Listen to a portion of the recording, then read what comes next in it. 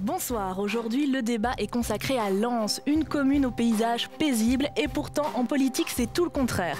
D'un côté une opposition rassemblée avec les IC, les intérêts communaux, et les MR qui deviennent les MDC, Mouvement démocratique communal. Et de l'autre, une majorité sortante PS qui est divisée, avec une liste socialiste d'une part, de l'autre une liste citoyenne Lancez-vous menée par le bourgmestre sortant. Et pour la première fois on retrouvera sur le bulletin de vote une liste écolo. Que pensent ces candidats de l'avenir de leur commune? On en parle avec eux dans quelques instants.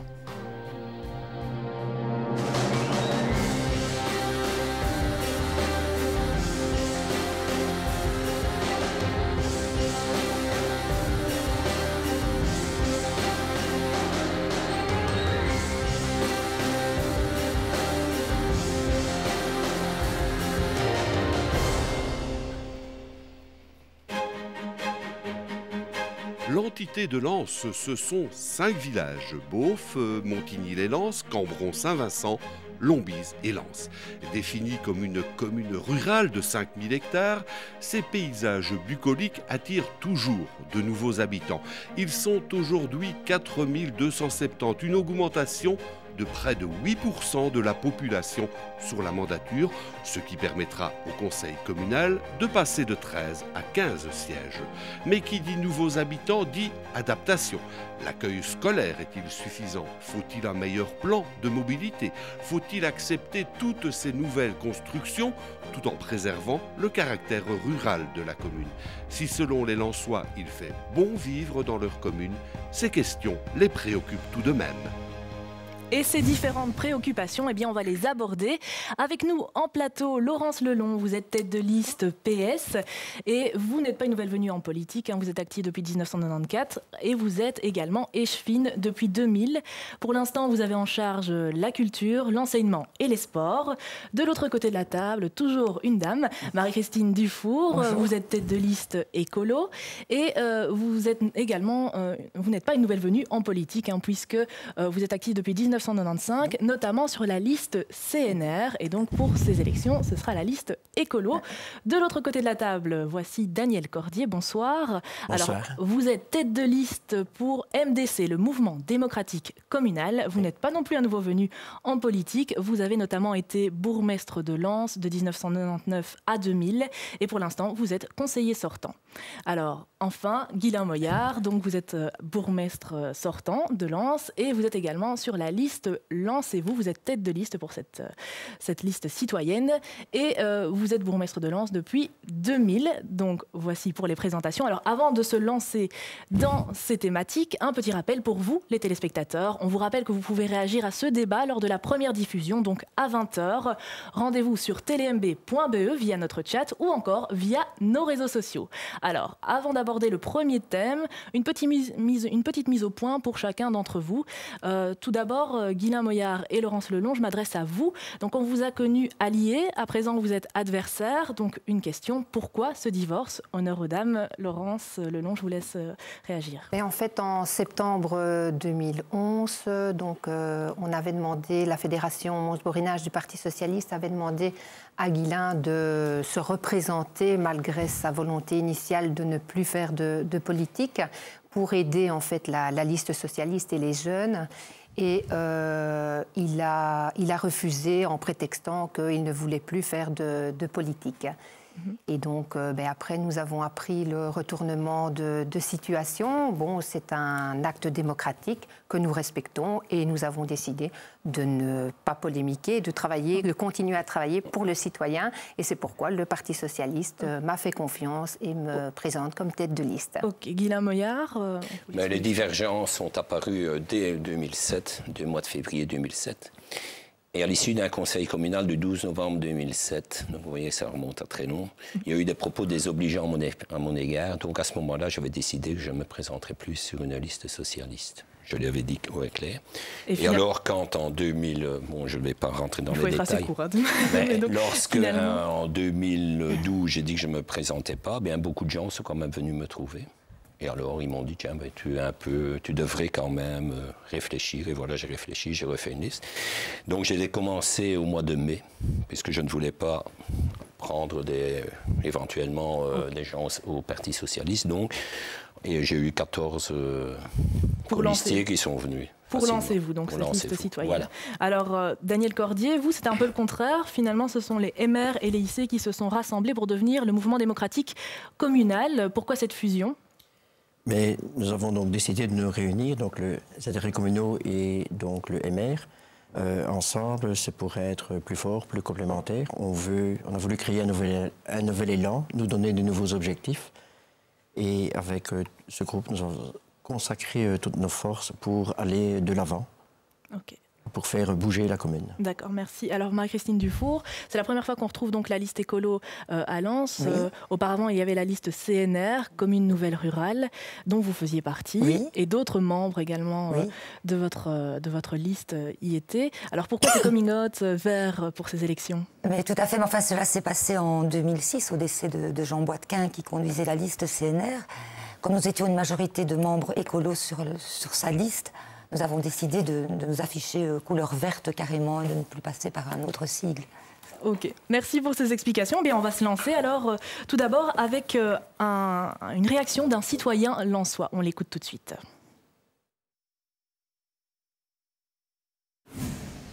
L'infrastructure avec Paradisio, on est souvent embêté entre guillemets avec la circulation, peut-être bouger un petit peu là-dessus. Ah, cette fameuse route. Hein. Je suppose que ce n'est pas la première fois que vous entendez cette réflexion. Alors, que ferez-vous si vous êtes élu le 14 octobre pour justement faire avancer les choses pour cette fameuse route date et plus généralement pour un plan de mobilité à Lens? Guylain Moyard, je me tourne vers vous. Un plan de mobilité avait déjà été établi. Et c'est vrai que la mobilité, ça va être notre grand défi pour deux raisons. Notamment, il y a de plus en plus de voitures, il y a de plus en plus de résidents, donc il y a des voitures tampons. Et de ce côté-là, ben, on ne sait rien y faire. Un contournement de Lens, bon, on pourrait y penser, mais bon, il ne faut pas rêver non plus parce que les finances régionales sont telles quelles. La commune ne s'est pas portée. Donc, ce qu'on peut faire, c'est essayer de limiter au maximum les désagréments. Lors d'un plan précédent de mobilité, ben, Paradisio, qui est le point culminant que l'on voit, mais enfin, c'est la réalité tout le temps, les embouteillages, disons, les embouteillages dans le centre de Lens et ailleurs. Donc, les solutions sont vraiment très, très, très réduites. Ce qu'on peut essayer, c'est de faire une fluidité et peut-être un plan de dispersion pour essayer d'éviter que la majorité de voitures ne passent par le centre de Lens. Okay. Maintenant, un plan de dispersion, c'est pas évident, c'est pas facile parce qu'il y a d'autres contraintes, dont notamment le chemin de fer. Ok, Laurence Lelon, selon vous, ce plan de mobilité est suffisant ?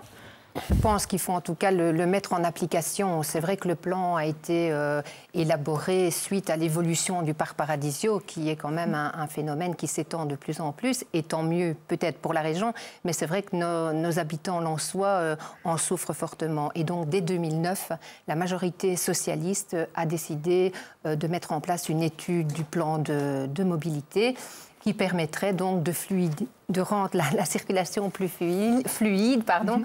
Et donc, notamment en pensant à la création d'un rond-point sur Beauf et à l'aménagement de la rue Valaville et de la rue du Sévoire.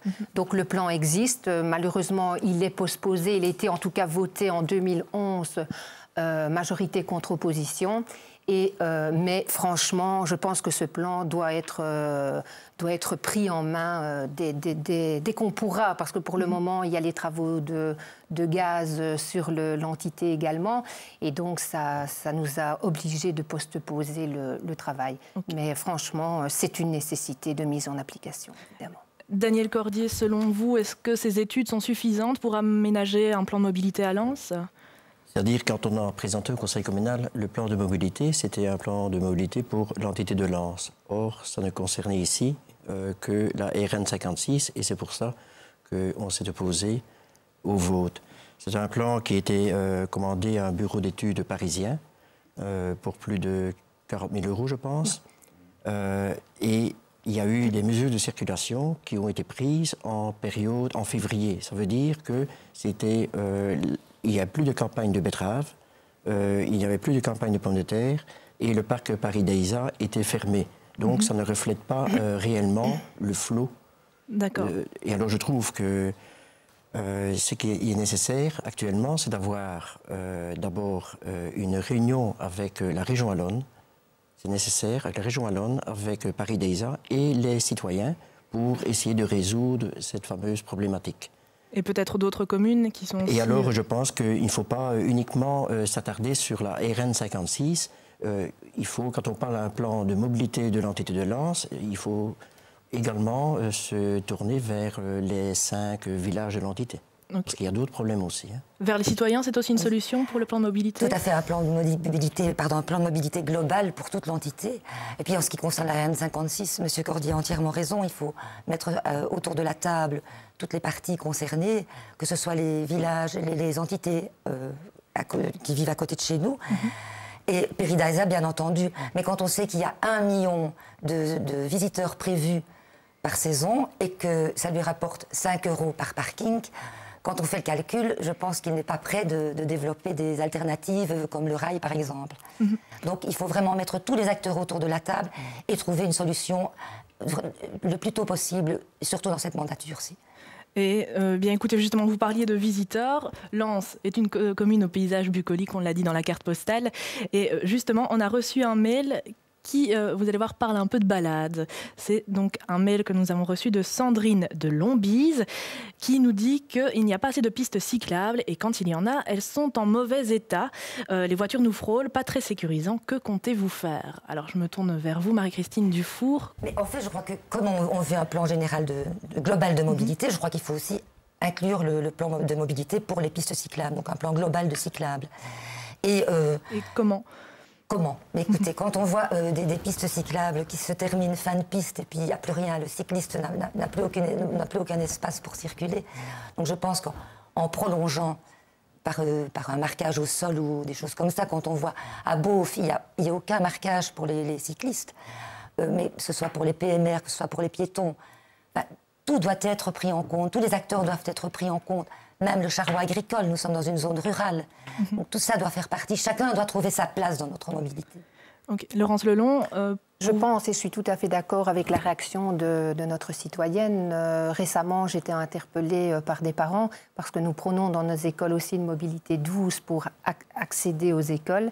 Et sur Cambron, nous avons aussi une difficulté donc, de sécurité, je parlerai là, plus de mobilité. En ce qui concerne la mobilité, il y a déjà une partie des pistes cyclables qui a été réhabilitée lors de cette mandature et le programme du Parti socialiste reprend une continuité également. Mais évidemment, comme de nombreuses communes le soulignent, les fonds communaux ne sont pas éternels et donc il faut vraiment rentrer des projets de subvention. C'est ce qu'on a fait donc, durant cette mandature et nous poursuivrons cette volonté. Mais je pense également aux aménagements et donc à la réduction de vitesse dans nos villages. Je pense que c'est essentiel. Et là aussi, une démarche a déjà commencé et je pense qu'il faut vraiment continuer à penser à l'aménagement de nos voiries. Donc là, je pense qu'on est vraiment... Et je pense que personne ici autour du plateau ne pourrait dire le contraire. L'aménagement des voiries, c'est une priorité aussi pour vous? Oui, vous savez, on a parlé de pistes cyclables, on a refait. Et moi, c'est pour ça que j'ai mis dans le programme que je voulais refaire 200 mètres de trottoir. C'est vraiment dérisoire par rapport aux choses. Mais c'est une volonté également parce que... 200 mètres de trottoir par an. Par an, c'est vrai, mais parce que vous allez dans la rue du Sévoire, eh bien, bon, il y a des trous. Et donc, ça ne facilite pas et ça n'incite pas les gens qui ont un petit caddie d'aller. Donc, moi, j'en suis conscient, mais maintenant, on n'a pas fait Rome en un jour. On a déjà fait... Mais le problème, c'est que la structure de notre commune est telle qu'on ne sait pas élargir les voiries. Quand il y a des trottoirs, quand il y a des escaliers sur les trottoirs, eh bien, les gens doivent descendre et c'est vrai, se mettre en insécurité. Okay. Donc, il y a vraiment une grosse réflexion à faire. Nous, dans les nouveaux lotissements que l'on fait, par exemple, nous exigeons toujours d'avoir 2 mètres à 2,50 m de cession à titre à la commune. Pourquoi? Pour que les gens ne se garent pas ni sur la rue, mais se garent sur ces choses. Donc, c'est déjà... Mais il y a encore énormément de choses à faire. Okay. Alors, Daniel Cordier, je vois que vous acquiescez. Mais pour vous, ce qui est aussi très important en matière de sécurité, non pas seulement de sécurité routière, c'est le plan d'urgence. Oui, le plan d'urgence, eh bien oui, justement. La majorité, elle se félicite de la création d'un centre multidisciplinaire provincial d'exercice pratique au niveau de la sécurité sur les anciennes pistes de Beauf, c'est très bien. Mais le plan d'urgence est obligatoire depuis, je pense, plus de 3 ans. Depuis 2007. Oui. 2008. Donc, il est obligatoire et nous sommes une des rares communes n'avoir pas de plan d'urgence, alors qu'il faut savoir que nous sommes quand même... nous avons une piste, disons, d'aviation sur Beauf. Nous sommes traversés par une ligne ferroviaire. Et puis, il y a le flot en période d'ouverture du parc voisin de Cambron-Casteau, Paris-Daïsa. Bon, vous savez, le plan d'urgence, il n'y a pas une semaine qui n'est pas déclenché dans une commune ou l'autre, pour toutes sortes de raisons. S'il arrive un problème, qu'est-ce qui se passe? On n'a aucune réponse de ce côté-là. Là, je me tourne vers la majorité sortante. Donc... C'est-à-dire que, vous voyez, on a engagé un fonctionnaire en septembre 2009 et en mars 2010, on s'est rendu compte que celui-ci n'était pas, je vais dire, la personne de situation. On a voulu, pour différentes raisons, on l'a gardé. Évidemment, ça a postposé, puis il est parti de lui-même en 2011. Un autre problème également que j'avais soulevé avec le gouverneur, c'était de dire de rassembler les 3 communes, Chièvres, Brugelette et Lens, avec un seul fonctionnaire. Et dernièrement, ici au mois de mars 2001, donc nous avons passé une convention avec Eno Sécurité où on peut, disons, on va être coaché par Eno Sécurité pour le faire. Donc maintenant, le seul problème que l'on a, c'est de trouver la bonne personne pour assumer cette mission. Ok, donc ça va engager à Lens pour le plan d'urgence.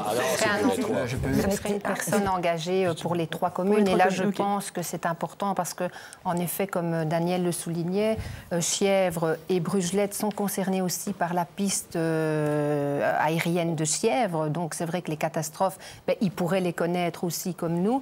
Le chemin de fer également traverse la commune de Brugelette. Et donc, eux aussi pourraient être confrontés aux problèmes similaires que l'on pourrait rencontrer. Donc je pense qu'en effet, il était important de réfléchir sur le travail avec d'autres communes. Okay. Et donc, en effet, monsieur le bourgmestre l'a signalé aussi, nous avons prévu un budget de 10 000 € pour le coaching d'un agent. Alors, Marie-Christine Dufour, je vois que vous tiquez. Oui, voilà, parce que le plan d'urgence, je veux bien, mais ça fait déjà 3 personnes qui suivent des formations différentes, qui sont payées par le citoyen et qui ne conviennent pas. Donc il y a un problème quelque part, il y a un problème relationnel ou d'engagement quelque part, je ne sais pas. Non, les 2 premiers, c'était des fonctionnaires locaux qui avaient une charge de travail qui ne leur permettait pas d'assumer. Donc c'est pour ça que nous avons engagé quelqu'un. Mais après, bon, ça ne s'est pas... Non. Il y en a 2 n'ont pas suivi de formation spécifique. Elles ont été à 2 réunions et puis c'est tout. Donc il y a simplement la personne que tu connais bien, oui, tout à fait. Qui est tout à fait, mais qui, pour des raisons multiples et autres, après 6 mois, on s'est rendu compte qu'il se dispersait un petit peu. Donc voilà où on en est. Mais il n'y a pas eu de formation, disons, coûteuse pour la commune. Il n'y a qu'une personne qu'on a pris pendant 6 mois, ça c'est juste, mais qui n'a pas convenu et c'est dommage. Okay. Mais bon. Je vois que Daniel Cordier veut ajouter quelque chose. Oui, c'est ça. Je suis tout à fait d'accord avec Mme Dufour. Effectivement, donc on a formé 2 personnes. Maintenant, j'apprends que c'était... Il y avait une surcharge, donc ça veut dire que c'est un mauvais choix. Au départ, c'est un mauvais choix. Donc on a consacré une formation... Ce n'est pas une formation, Daniel. Okay. C'est-à-dire que la première personne qui était en charge est déjà responsable sécurité et hygiène à la commune. Donc c'était tout à fait dans son... Puis à un certain moment, bon, il est passé 4/5e et maintenant il va peut-être prendre sa pension. Donc il fallait anticiper. C'est pour ça qu'on avait pris un jeune. Mais maintenant, ça ne s'est pas bien passé. Bon, c'est comme ça. Mais je vais dire, demain, on peut, si on trouve la bonne personne, on peut... Vous avez quand même fait 3 erreurs, alors. Non, pas 3 erreurs, parce que les 2 personnes qu'on a engagées, alors que... On a fait une erreur. Ne convenait peut-être pas. D'où l'importance, je pense, de redéfinir, et en tout cas c'est dans le programme du Parti socialiste, de redéfinir les fonctions et les missions de chaque agent au niveau de l'administration communale. Ça nous permettrait, parce qu'en effet, durant 6 ans, il y a parfois des erreurs qui peuvent arriver, évidemment. Personne n'est à l'abri, mais je pense que l'essentiel maintenant, c'est de travailler sur ce plan d'urgence et que le collège l'a fait. Vous semblez tous d'accord là-dessus, donc ça doit être une priorité, ce plan d'urgence.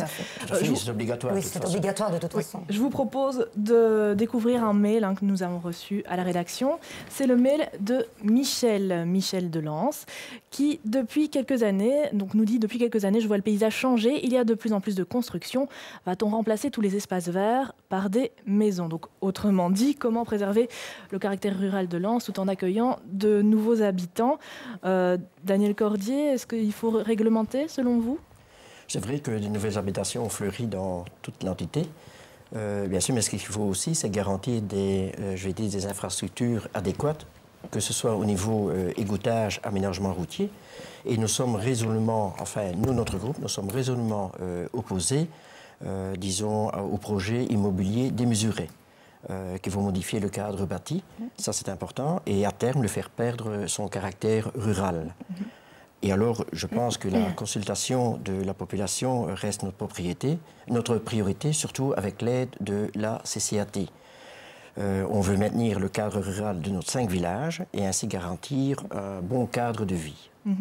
Et avec ces nouvelles constructions, est-ce qu'on peut laisser tout faire, Marie-Christine Dufour? Ouais, je pense qu'il est impératif qu'un règlement urbanistique soit établi, qui tienne compte des critères et des obligations, que ce soit le bâti existant, que ce soit les zones de captage d'eau. Enfin, il y a un tas de critères qui doivent être pris en compte. Et c'est vrai qu'on a eu le problème dernièrement avec la rue de la Garde. On ne voudrait plus que ça arrive, quoi. On ne veut plus que ça arrive, ce genre de... C'est-à-dire, on peut rappeler en deux mots? Mais la rue de la Garde. Projet démesuré. En fait, c'est une difficulté également parce que, bon, là, on vient à parler du logement et c'est vrai que ce projet, initialement, est arrivé au collège en voulant construire 80 logements pour personnes âgées. Et là, je pense que le collège a été unanime en disant que c'était un projet démesuré pour notre entité. Et donc, il faut savoir qu'aujourd'hui, on est à 20 logements pour personnes âgées ou encore qui, en tout cas, ne peut plus être autonome chez elles. Et donc, je pense qu'en matière de logement, nous devons quand même nous poser la question de voir si nous avons assez de logements, que ce soit pour les personnes âgées, pour que ces personnes puissent rester dans notre commune. Et donc, ça a été aussi un débat au sein du collège avant d'accepter ce projet, mais en tout cas avec une révision du nombre d'habitations.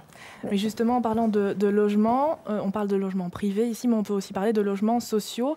Donc Lens aura bientôt ses logements sociaux. C'était important pour la majorité en place. Donc est-ce que Lens a réellement besoin de logements sociaux, de logements mixtes? Je me tourne peut-être vers Daniel Cordier. Quel est votre avis là-dessus? Non, je ne pense pas. Je ne pense pas que... Enfin, il faut faire une étude d'incidence pour savoir si c'est bien nécessaire. Moi, je ne pense pas ici à Lens. Mais ce que je pose ici comme question, c'est que la priorité de la majorité socialiste ici a été d'acheter des terrains derrière l'hôtel de ville pour un montant de 100 000 euros, en contrebas d'une ligne ferroviaire, et alors en plus en zone inondable. Pourquoi? Je pense que c'est 100 000 euros de perdus. Okay. Guy Lamoyère, ça, il faut le savoir. Deuxième chose, je voudrais quand même revenir 2 moments sur l'extension d'habitat. De quel droit je vais empêcher... Un plan de secteur a été établi en 1976. De quel droit je vais empêcher un petit-fils d'agriculteur de valoriser ce terrain-là? De quel droit je vais empêcher un Montois ou bien un Lensois d'avoir ses 5, 6 ou ses 10 arts? Donc, tant que nous avons des terrains à bâtir défini par le plan de secteur. Donc on est quand même... Maintenant, on peut essayer de le réglementer, on peut essayer d'aménager un petit peu, mais il est vrai qu'on ne peut pas... Moi, je ne peux pas dire, OK, on arrête, on ne fait plus. Et d'ailleurs, c'est pour ça qu'on ne veut pas... Je ne veux pas étendre le plan de secteur, parce qu'il y a 110 rues où je vais arrêter. Donc, voilà. Pour les logements sociaux, chaque commune a ses précarisés. Chaque jour, j'ai encore une personne qui est venue dans mon bureau en disant, ben voilà, je suis expulsé. Qu'est-ce que je fais? Bon, et nul n'est à l'abri de ça. Exact. Donc, maintenant, on ne va pas en créer 200 pour faire un appel, mais je pense qu'il est du devoir de la commune de répondre aux nécessités du citoyen lorsqu'il se trouve dans un moment difficile. Et ce n'est que passager, peut-être bien, mais dans un moment, il doit avoir un logement, c'est quand même important, pour le temps de se ressaisir, de retrouver. C'est pour ça qu'on a des logements d'urgence et qu'on va encore en construire, et qu'on voudrait faire un logement de transit, parce que je pense qu'il est trop facile de dire, OK, on rejette ces gens-là et on les met à Carnion ou dans une autre commune. Et ce n'est pas... Moi, je pense qu'il est de notre devoir, de notre responsabilité de s'occuper de nos précarisés, que j'appelle. Laurent Selon et Marie-Christine Dufour, je vous vois acquiescer. C'est-à-dire que pour revenir aux constructions sur le terrain, bon, je veux bien que le fils d'un fermier vienne construire et valoriser son terrain. Tout ce qu'on demande, c'est qu'il y ait un plan urbanistique qui soit établi avec des règles bien précises. C'est tout ce qu'on demande. C'est-à-dire, en 2 mots? Mais ce que je vous disais tantôt, tenir compte du bâti existant, tenir compte des zones de captage d'eau, tenir compte des évacuations des eaux de pluie. Il y a un tas de critères qui doivent être tenus en compte. pour revenir aux logements sociaux, je suis entièrement d'accord. Bien sûr que nous avons besoin de logements sociaux à Lens. Bien sûr que personne n'est à l'abri. Mais je crois qu'il faut promouvoir aussi dans ces logements sociaux, c'est la mixité sociale, l'intergénérationnel et qu'il soit adaptable à toutes les personnes à mobilité réduite. Et c'était d'ailleurs ça, notre objectif en achetant les inondables, mais on peut remonter de 50 cm, c'est de faire de l'intergénérationnel. Maintenant, peut-être bien qu'on pourra le faire. Donc, et pourquoi avoir acheté là tout près?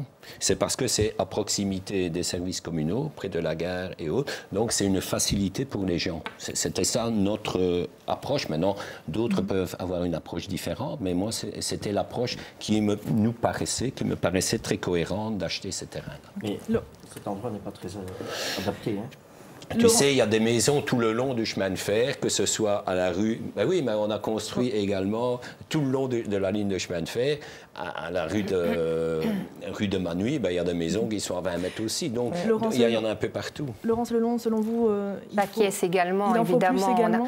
Je dirais, on travaille en tout cas, et c'est vrai que quand on voit les normes ministérielles, elles sont irréalisables sur Lens, on en est conscient, mais des cas sociaux, en effet, il y en a. Et qu'est-ce qu'un cas social, en fait? En effet, comme on le disait tout à l'heure, on peut très vite devenir un cas social. On perd son emploi, on se sépare, on perd son mari ou son épouse, et donc on devient un cas social.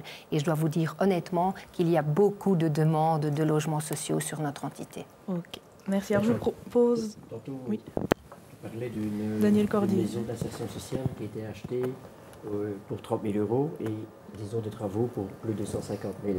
Pour un petit 2 pièces, est-ce bien nécessaire?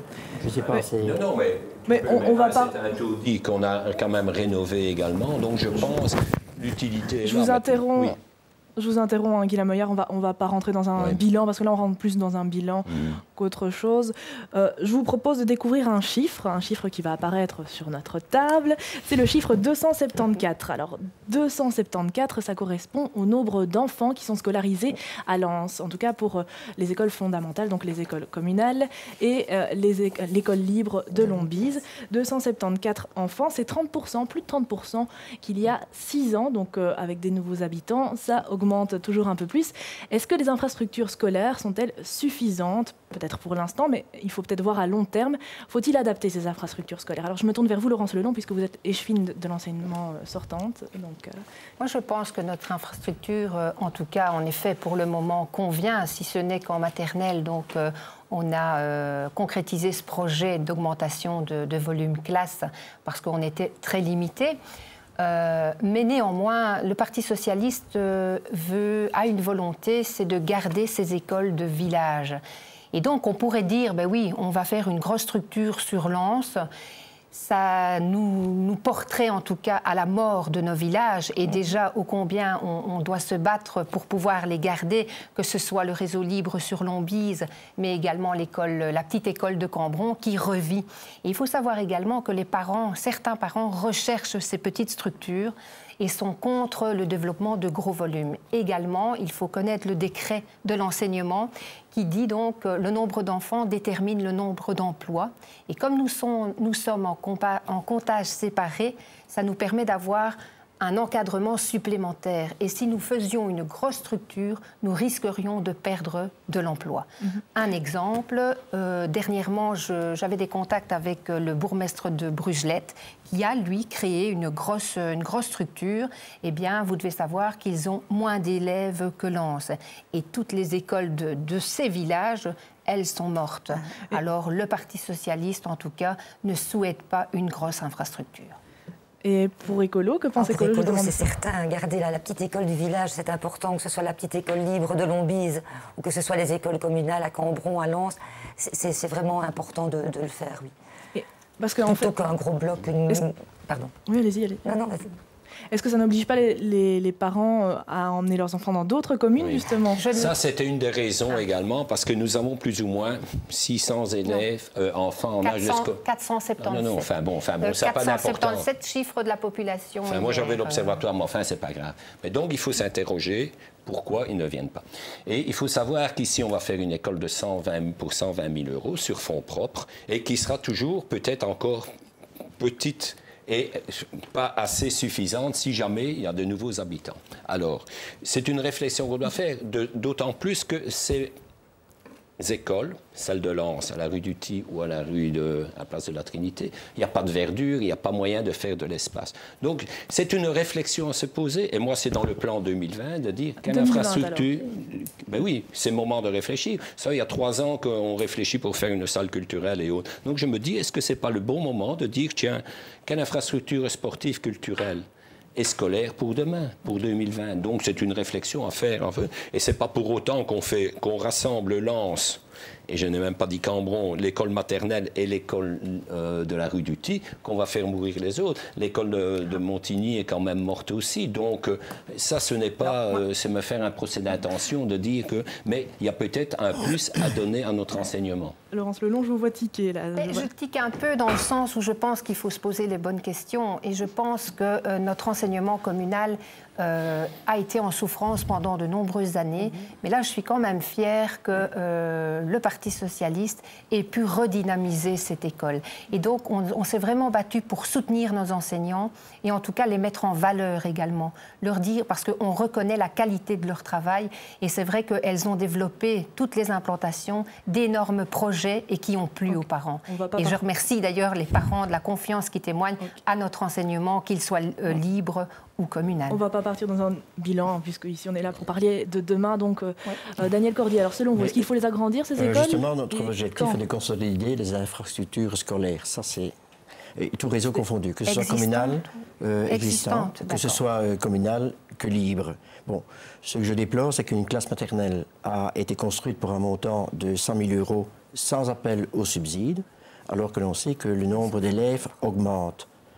Et alors, c'est un projet à court terme, parce que l'année prochaine ou dans 2 ans, le problème va de nouveau se poser.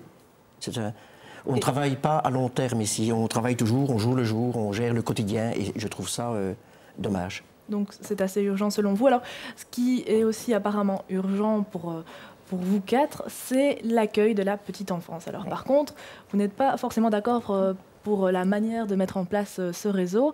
Alors, une crèche est-elle importante à Lens? Est-ce qu'il faut créer une crèche à Lens, Marie-Christine Dufour? Je pense que oui, c'est important de créer une crèche à Lens pour le bien-être des parents et pour le bien-être des enfants, que chacun apprenne à se connaître, à se côtoyer. Et puis, ce serait aussi une belle passerelle vers nos écoles. Pour moi, oui, c'est important d'avoir une crèche à Lens. Daniel Cordier, vous avez l'air d'acquiescer. Oui, c'est important d'avoir une crèche, mais disons... une commune comme Lens, je pense, n'est pas capable de supporter les coûts, financièrement les coûts. Bon, moi je propose, enfin notre groupe propose un prêt gardiennat. Disons, ça aussi, ça peut être une passerelle pour l'école maternelle, parce que nous avons des gardiennes qui sont encadrées par accueillantes par l'ONE. Il y en a 5 ou 6, 5. Mais disons, ce n'est pas suffisant. Et c'est pour ça qu'il est important de créer, disons, un pré gardiennat. Bien sûr, toujours en soutenant les gardiennes qui sont reconnues par l'ONE. Hein, parce que pour le travail magnifique qu'elles font, il faut les soutenir également. Hein. Et Laurence Lelong, ce serait aussi votre solution ? En fait, le pré-gardiennat, si on pouvait aussi pécuniairement le faire, je pense que ce serait en effet une très bonne solution. Mais comme on l'a déjà dit, le budget de la commune n'est pas éternel et donc ce n'est pas évident. Il faut vraiment budgéter. Et je parlais tout à l'heure, je prenais l'exemple de Brugelette. Là aussi, ils avaient un pré-gardiennat et ils avaient un déficit de 600 000 € annuellement. Donc, ils ont dû fermer leur pré-gardiennat. Donc, je pense que, et on était d'accord par rapport aux accueillantes encadrées de la commune, c'est de soutenir ces personnes. Et donc, de les soutenir par peut-être des incitants financiers ou encore, ne fût-ce que par le soutien avec les sacs poubelles, par exemple, déjà, avec les pampers, etc. C'est parfois une source de dépenses pour elles. Et donc, je pense que la commune aurait intérêt à soutenir ces personnes et à permettre de développer les activités. C'est aussi une création d'emplois dans notre commune, donc ça me paraît très important. Et donc, franchement, moi, je pense, et le programme du Parti socialiste est de soutenir ces personnes et de les aider à faire reconnaître leur statut aussi. Parce qu'il faut savoir qu'elles sont aussi dans des statuts assez précaires. Et pour vous, Guylain Moyard? Moi, le soutien est important, mais chaque fois, si on veut travailler à moyen terme et à long terme, c'est une réflexion. Quelle structure d'accueil pour la petite enfance? Est-ce que c'est une crèche, maison communale de l'enfance? Il y a une panoplie qu'on peut essayer et de réfléchir vraiment quels seront nos besoins demain. Si demain on fait une maison communale de l'enfance ou autre, puisqu'on a parlé d'une crèche et du prêt de gardiennat, est-ce qu'on va savoir se la payer? À quel prix? Est-ce que les gens vont y venir? Donc c'est une réflexion importante. Et c'est pour ça que je le mets dans le plan 2020. Et l'accueil de la petite enfance est pour moi important. Mais maintenant, je n'ai pas encore défini si ce sera la solution A, B et C, mais chaque fois que le soutien, évidemment, des accueillantes encadrées est nécessaire, indispensable, mais il n'y en a pas suffisamment. Et pourquoi ça ne suscite pas des vocations? C'est parce que les contraintes financières et horaires sont énormes et les finances sont réduites. Pourquoi? Parce que les gens ne vont pas donner autant d'euros de l'heure pour garder leur enfant. Donc c'est un problème fort complexe qu'il faut analyser vraiment tout à fait sereinement, mais avec une perspective un peu plus longue que de dire on fait ça à très court terme. Non, il ne faut pas le faire à court terme. Je pense qu'il faut le voir sur le long terme, tout à fait d'accord. Et peut-être dans une démission du CPAS, de l'inclure dans une démission du CPS. Et bien entendu, il faut soutenir les gardiennes qui existent. Ça, c'est très important aussi. Pas question de les remplacer par une crèche. Ok, mais écoutez, je vous propose de découvrir encore des réactions de citoyens lensois. On les écoute tout de suite. J'attends aussi des nouveaux élus. Une meilleure participation des citoyens, si vous voulez, parce que j'ai eu l'impression jusqu'ici qu'ils étaient un peu oubliés. Il y a eu des inondations, on ne les a pas beaucoup écoutés. Donc surtout ça aussi, une vraie démocratie citoyenne. Une amélioration au niveau de la prévision des travaux. Je pense qu'on n'est peut-être pas assez informé que telle ou telle chose va être faite. Quelquefois une route qui est barrée un peu de façon inopinée, qui embête un peu la circulation. C'est peut-être une chose à améliorer, oui. Un peu de communication dans l'agencement de la ville, de Laon. Répondre à leurs attentes, comment être plus à l'écoute du citoyen tout en permettant une plus grande démocratie citoyenne et de les tenir au courant des décisions du Conseil. Marie-Christine Dufour, peut-être? Tout à fait, la transparence, c'est un point très important, la communication, la démocratie participative, que ce soit via le livret communal, toutes les informations doivent y être présentes, de même que les décisions du conseil communal doivent y être présentes. Le citoyen a le droit à cette information, c'est une information publique. Le site internet que nous avons enfin vu naître doit aussi être alimenté et doit offrir des offres aux citoyens sur l'information, et lui aussi pouvoir s'en servir comme un outil d'offre. Et là aussi, les décisions, bien entendu, du conseil communal doivent y être présentes. Guylain Moyard, justement, le site internet, comment comptez-vous le développer si vous êtes à nouveau élu? Vous savez, moi j'ai toujours privilégié la communication directe. Maintenant, il faut s'adapter aux nouveaux modes, mais vous savez, quand on voit comment les réseaux sociaux parfois basculent rapidement, donc moi je suis toujours très prudent et je préfère la communication directe. Et c'est vrai que dernièrement, on fait des travaux à la rue des Trois Ruelles et on m'a dit, tiens, ce serait mieux d'être informé. Donc pour l'instant, on fait une information simplement trop sommaire. Donc ça, c'est un de mes engagements de dire, tiens, pourquoi on fait tel travaux? Quelle serait la durée? Quelles seraient les nuisances éventuelles? Quels seront les plans alternatifs? Donc ça, c'est quelque chose que je ne savais pas qu'il allait poser la question, mais qu'il m'intéresse parce que j'ai eu le cas mercredi où je suis allé à une rue où il y avait des problèmes avec ça qu'on a solutionné. Laurence Lelong, comment être plus à l'écoute des citoyens? À part le site internet, un bulletin communal, vous voyez d'autres choses? Les rencontres citoyennes, évidemment. Je rejoins... Le programme d'écolo, parce que ça me semble primordial. On parlait tout à l'heure de la sécurité et de la mobilité, mais je pense que chaque village a ses problématiques, a ses besoins, et donc on est prêt en tout cas à entendre les besoins et les préoccupations du citoyen. Et donc, bien évidemment, c'est d'abord une discussion avec eux pour entendre leurs besoins. Et ensuite, quand on parlait tout à l'heure de communication, c'est vrai que au début de cette mandature, nous avons mis en place le petit livret d'information qui peut encore être revu, on en est conscient, mais évidemment ça a un coût également, donc on le fait d'une manière la plus économique possible, mais il est vrai que l'on pourrait alimenter en tout cas encore cette source d'information. Et récemment, donc, l'arrivée, en effet, enfin, du site internet qui nous ravit. Et en effet, ce site internet doit vivre. Et nous n'attendons que ça, en tout cas, c'est de le faire vivre. Et pour vous, Daniel Cordier, comment faire encore plus vivre la commune? D'abord, je vais revenir sur le mail de la personne de tantôt qui reprochait le manque de communication lorsqu'il y a des travaux dans une rue ou bien dans un quartier.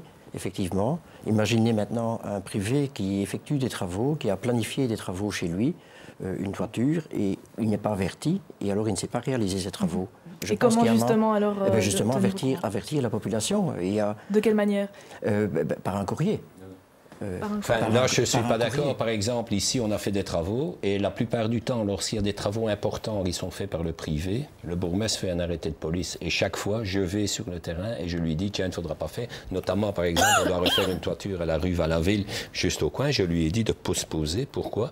Parce que c'était matériellement impossible d'assurer. Non, mais je sais, on peut toujours améliorer. Mais tes interventions sont ponctuelles, suivant telle et telle personne. Non, je pense que tout le quartier doit être averti. Il doit avoir un courrier, il doit avoir un suivi pour annoncer les travaux et les mettre en garde. Je vais te dire, demain, mardi, il va y avoir des travaux pour le pont de la Planche de Fer.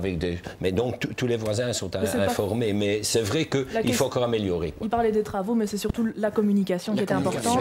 Le nombre de travaux est important. Je vous propose donc de découvrir un nouveau mail, un mail qui nous vient d'un anonyme. Donc, ça existe. Qui donc nous propose donc pourquoi Lens ne propose pas plus d'activités de divertissement sur la commune. Alors justement, est-ce que vous avez des pistes pour rendre la commune plus vivante? Rapidement, très rapidement, un petit tour de table. Par exemple, la création d'une maison de la culture. Alors en fait, d'abord, je voudrais quand même dire que bon, des activités, il y en a quand même. Et je tiens à remercier d'ailleurs les comités, que ce soit les comités des fêtes de chaque village qui s'investit énormément dans les kermesses, parce que bien souvent, il y a 2 kermesses dans chaque village. Et donc, dire que l'associatif n'existe pas, je pense que c'est faux. Je pense qu'il existe. Néanmoins, la commune peut en effet apporter encore plus d'événements culturels, même si je pense que depuis un certain temps, on a quand même fait renaître le musée de la vie rurale lensoise. Sans vouloir rentrer dans un bilan, donc si vous êtes élu demain, donc voilà. Donc nous avons un projet, en tout cas, de réaffectation de la cure de Montigny en lieu culturel, multiculturel même, je dirais. Et donc, oui, il y a cette envie, en tout cas, de redynamiser Lens. Et je pense qu'il y a déjà d'énormes efforts qui ont été faits et il y a une volonté de poursuite. Merci. Concernant la cure de Montigny, parce qu'au départ, la cure de Montigny, la majorité socialiste voulait, enfin moi c'était la majorité, voulait la vendre. Alors nous sommes formellement opposés. Et disons, il y a eu un retrait, finalement il y a eu une interruption de séance lors du conseil communal, et alors ils ont décidé de ne plus vendre la cure, et nous avons proposé, nous, une étude de faisabilité pour essayer de créer une maison de la culture et pour y accueillir des activités mais finalement, si par exemple, locaux. Demain vous êtes élu, vous aussi, une maison de la culture à la cure de Montigny-les-Lens, là vous vous rejoignez sur ce point-là. Oui. Pour vous, par exemple, Marie-Christine Dufour, les comités de village seraient importants également. Les comités de village seraient importants aussi, mais enfin, le comité de village n'est pas tout à fait dans les mêmes critères. Disons, pour la maison de la culture, bien sûr, nous sommes d'accord avec ce principe, parce qu'il faut décentraliser la culture, on ne peut pas tout garder à la même place. Donc c'est important de pouvoir recréer des liens au sein des villages.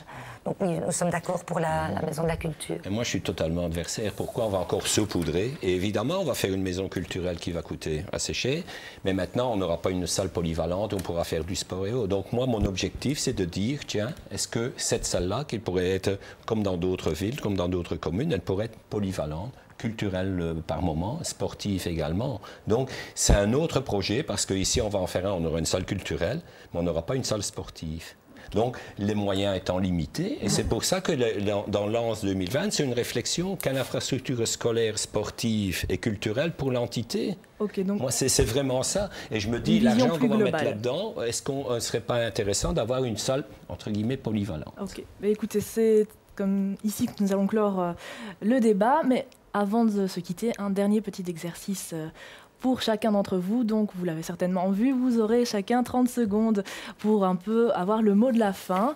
Donc, vous allez entendre une petite musique. Une fois qu'elle sera terminée, il faudra terminer votre phrase. Et toujours honneur aux dames, là, on va commencer avec vous, Marie-Christine Dufour. Donc, vous êtes, on le rappelle, vous êtes la tête de liste écolo donc pour ces élections communales à Lens. Je vous en prie, ça va être à vous.